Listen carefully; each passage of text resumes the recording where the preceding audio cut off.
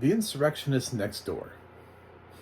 It's a documentary and it's currently on Max.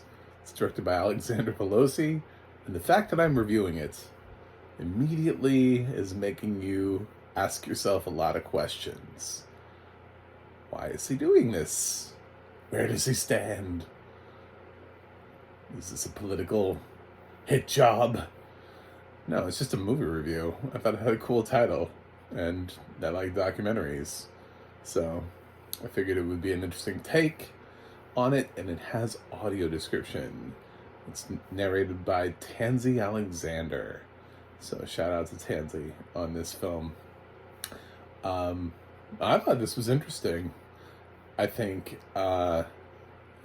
it follows a random collection of people who were inside the Capitol on January 6th and have been charged with various crimes since then, and interviews them in their own words, gives them an opportunity to present and answer questions directly to Nancy Pelosi's daughter, which in itself is kind of interesting for those who did kind of walk into Nancy's office, and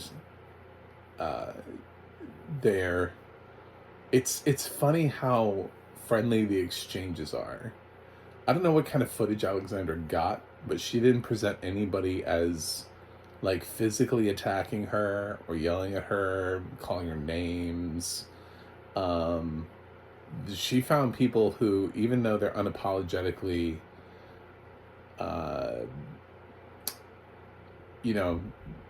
okay with their lot in life, I'll say. It's not just that she finds people who are still, huge supporters of Donald Trump, but also people who are not apologetic about having been there that day. She finds people that are sort of downplaying. They're like, oh, well, we just started walking. I didn't really go there to walk into the Capitol. Everybody was going, so I went. Herd mentality, that kind of thing. But it's all these people's opportunities to spin. Nobody wants to go on camera and be like, I went there that day to kill. Yeah, I wasn't expecting her to get that.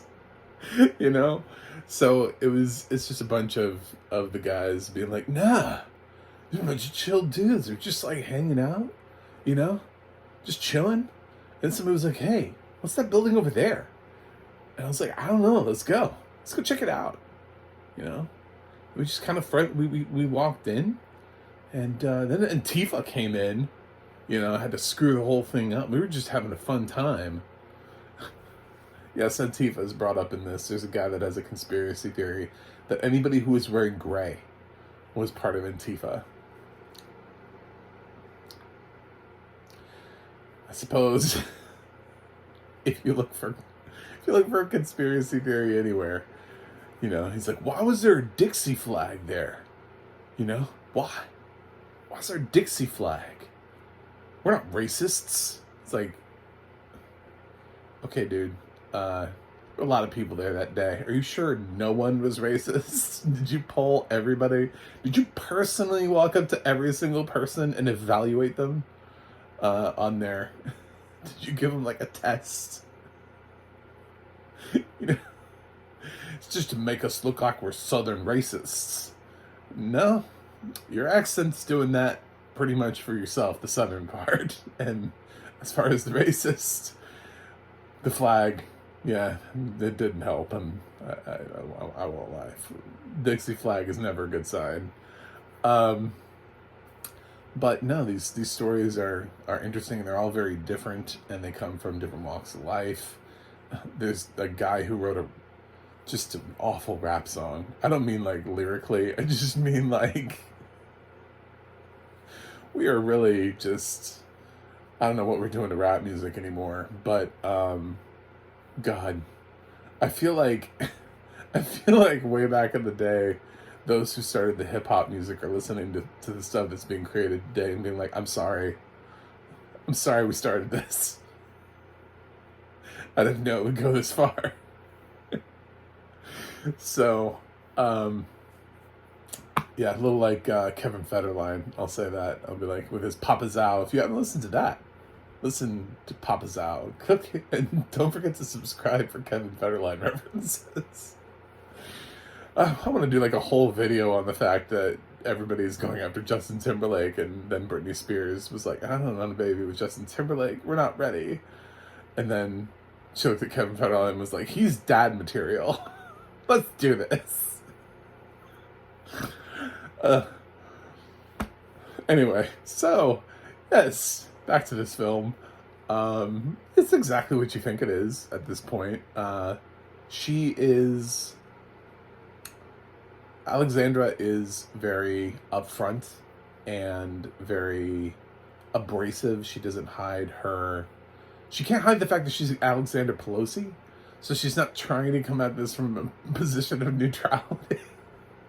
Do you know what I'm saying? Like, you can't expect that from this film. She does try to approach it from a position of honesty, where she is giving these people a chance to speak in their own words. I didn't feel like the thing was overly edited with full of trick questions, where she's trying to trap people into saying things that they don't mean to say.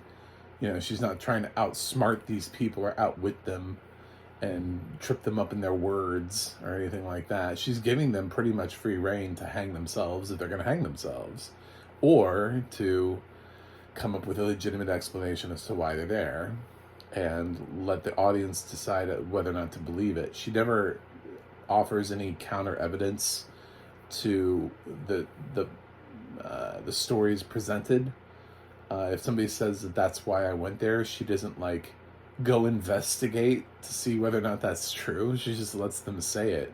So like, there's a guy that went there with his sister, and he's like, I just went there to protect her. I wasn't really there for the rally.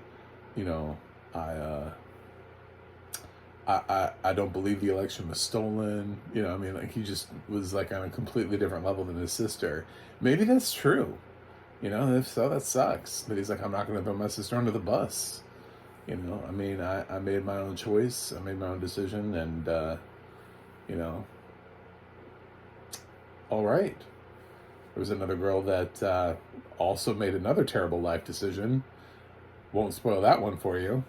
But says she followed her uncle there. Her uncle was like, hey, do you want to go to Washington, D.C.? And she says she's not political at all. And she just wanted to leave her small town and go somewhere. And I kind of get that. Honestly, I grew up in a small town, and I know too many people like her to believe that that is not a true angle. There's so many people who, like, generationally just kind of grow up in the same area, and they don't really leave maybe like 100-mile radius of their house. So the fact that she was offered a chance to go anywhere, I think she would have gone pretty much anywhere. If he had been like, we're going to Phoenix, she would have been like, cool, let's go.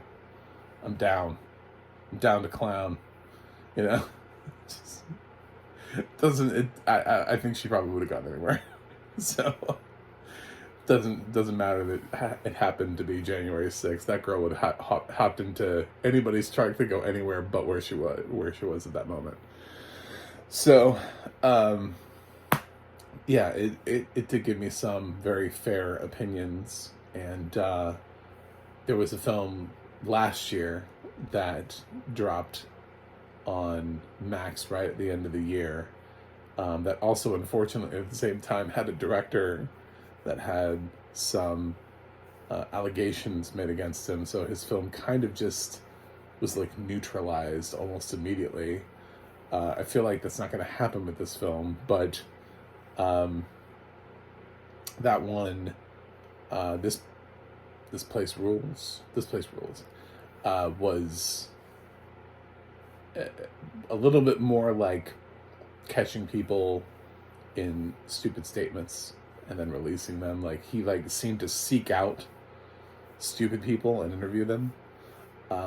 He did get better footage because of it. He got in places where, Alexandra just kind of just walks up on a couple people, and they're talking in the house, and everybody's chill the whole time. She went places where she was safe, and she got sort of like a different set of footage, and she's not trying to exploit and do any gotchas or anything like that. She just lets them talk. And if you think that they hung themselves, then they hung themselves. If you don't think they hung themselves and you believe what they are saying and you're coming from the other angle, then you're just, I suppose there are going to be some people who are like, well, none of these people are real. They're all actors. None of them are, they're all put here to make us look bad. It's like, I don't know. She got some people who are like, I'm not Donald Trump supporters, to no, I went there on my own, and I am my own person. I think it's silly to say that Trump sent me here, so I mean, it's a spectrum. She interviews enough people that you get a spectrum of answers to that question. Actually, I don't think anybody was like, Donald Trump told me to come here. It's none of that. So yeah, it's an interesting documentary, and I don't know. Let's see if anybody watches it, but it's out there now in the world, and it does have audio description. There's a lot of talking, so Tansy doesn't get a ton of time to come in, but there is some text that's read across the screen, people's names. Definitely at the end, we get the updates on, there are a couple people who, at least at the time when Alexandra was interviewing them, they were not, they hadn't faced trial yet. So we were left with their where are they nows, at least as of the time that the movie was made. So, whether or not they are still awaiting trial, or whether or not a decision had been passed down on them. And that's also read to us.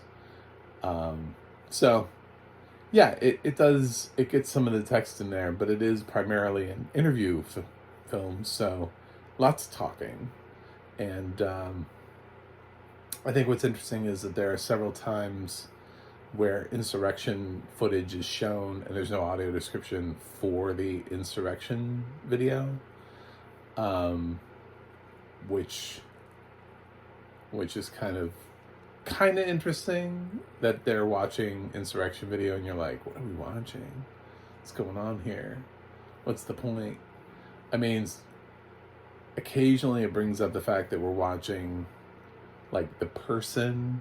It's like the footage that they captured of the person, but other times there's just footage, and there's just like a lot of like yelling coming out of like maybe like Alexandra's phone, I guess, or tablet or something, or laptop. I don't know what they're watching it on, but yeah, so I don't even know what we're watching, what they're watching, what we're staring at. So that's a little inconsistent, but I don't know that I would have, I don't know. I could go either way on that, on whether or not I would describe over those moments. So I think all of the right decisions were probably made here. And overall, I enjoyed the perspective and the attempt at just a little bit of neutrality. So I'm going to give The Insurrectionist Next Door an A. I enjoyed this documentary a lot. I had a lot of fun with it. It's in many ways sad that this documentary exists, but I'm glad that Alexandra got to get out there with a camera. I think she is a bold, interesting personality, and I would love to see her do something else again in the future. I don't know what, but she's a hell of a lot more interesting than a lot of other people who are trying to do what she's doing. So I would absolutely enjoy something else from her. So thank you for watching. Thank you for subscribing. I'm sure this is going to send people one way or the other, and just the fact that I reviewed this. And you can You can visit my website, MacTheMovieGuy.com. You can follow me on X, Instagram, or Threads at MacTheMovieGuy. You can go to the audio description project, adp.acb.org. It'll let you know what is audio description, where you can watch it. And you can go to theadna.org. That's the adna.org. It'll let you know who's narrating your favorite films, like who Terrence Alexandra is. You can look her up and see what other things she's narrated. That's it for me today. I will review something else and see you guys on the other side.